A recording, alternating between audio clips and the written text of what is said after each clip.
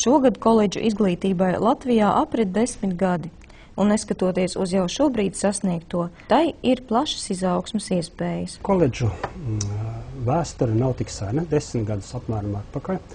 Latvijā nācās konstatēt, ka augstskolas, kurās studijas notiek 4, 5, dažkārt pat 6 gadus, ka tas cikls ir nedaudz pa garu, jo vairāk laikā, kad laikam ir ļoti liela nozīme, naudai liela nozīme. Un konstatēja arī, ka statistika rāda, ka no augstskolām apmēram 1/3 daļa no universitātēm, tā skaitā Latvijā, pēc 3. kursa studenti jau ir pametuši studijas. Dažādi iemesli pēc, vai nu pa garu, vai naudas pietrūkst, vai ģimenes apstākļi. Un tad, es domāju, arī šī ideja radās, ka vajadzētu augstāko izglītību, bet mēģināt dot tādu kompaktu, uz praksi orientētu un daudz īsāku. Nu, un tad likumā radās ieraksts, ka koledžu izglītība, tā ir augstākās izglītības pirmais līmenis, ko sniedz 2 līdz 3 gados. Nu, koledžas 10 gadu laikā ir diezgan būtiski attīstījušās. Tātad pašlaik valstī ir 25 koledžas, no kurām 17 ir valsts un 8 privātās. Koledžās studē vairāk kā 12 000 studējošo. Katru gadu koledžās iegūst apmēram 2,5 tūkstoši kvalifikāciju, tas ir 2,5 tūkstoši absolventi. Tad, un it sevišķi pēdējos gados koledžas var just, ka studējošie vairāk izvēlas koledžas. Tā, piemēram, iepriekšējā gadā, ja kopējais uzņemto studentu skaita samazinājums bija par 25%, tad, teiksim, valsts koledžās bija pat neliels pieaugums par 4%.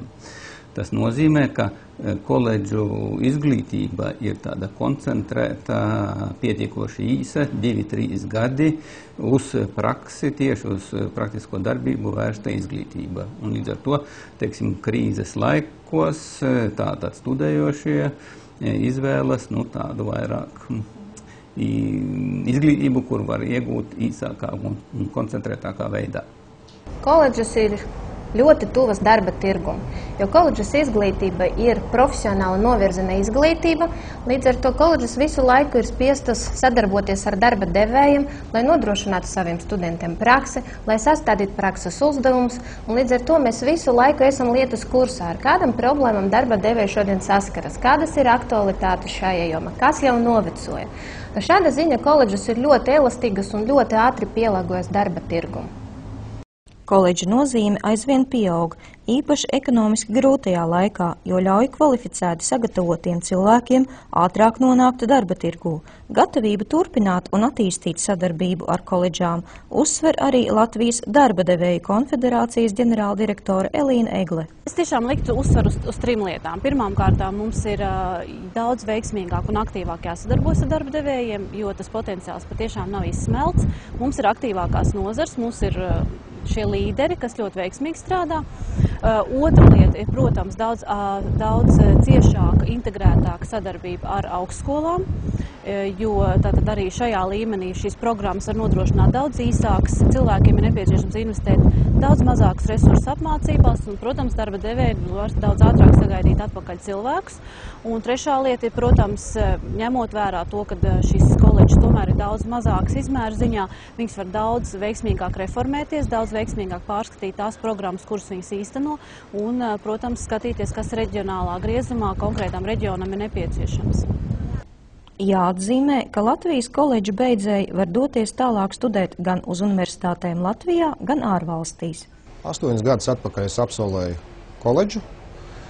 Šī koledža man deva fantastisku iespēju nostiprināt šeit gūtās juridiskās zināšanas kopsakarībā ar savu darba specifiku, proti policiju, un sekmīgi pielietot viņas turpmākajā darbā.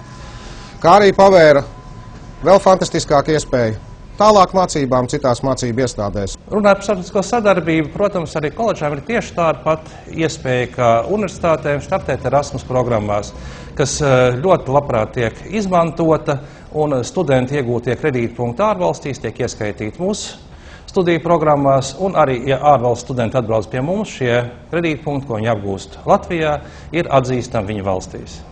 Vai tās ir privātas koledžas, vai tās ir valsts koledžas, visām ir valsts standarti.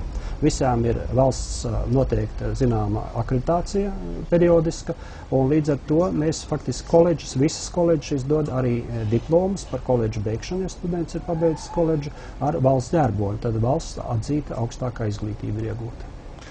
Koledžām ir pietiekami laba perspektīva, jo šajā laika posmā, kurš mēs eksistējam, mūs ir pieņēmuši darba devēji. Un darba devēji, darba tirgus orientējas uz koledžas beidzēju. Pirmām kārtām, un pēc tam tikai skatās tālāk par viņa akadēmiskumu šajā darba tirgu. Koledžā studējošo īpatsvars turpmāk tiek prognozēts, pieaugs līdz 20–25% no studējošo kopskaita. Un, teiksim, ja tagad mēs skatāmies, tieši analizējam bezdarbniekus, ko Nodarbinātības valsts aģentūra apkopo, tad mēs redzam, ka cilvēki ar koledžas izglītību ir visretāk bezdarbniekos, tas, kas pēdējā laikā, kur ir beiguši. Koledžas izglītība nodrošina virkni priekšrocību, plašu studiju programmu izvēli, prakses iespējas mācību laikā, salīdzinoši īsu studiju laiku un zemāku mācību maksu. Koledžas spēja ātri reaģēt uz izmaiņām darba tirgū, līdz ar to tā ir arī iespēja darbiniekiem pārkvalificēties.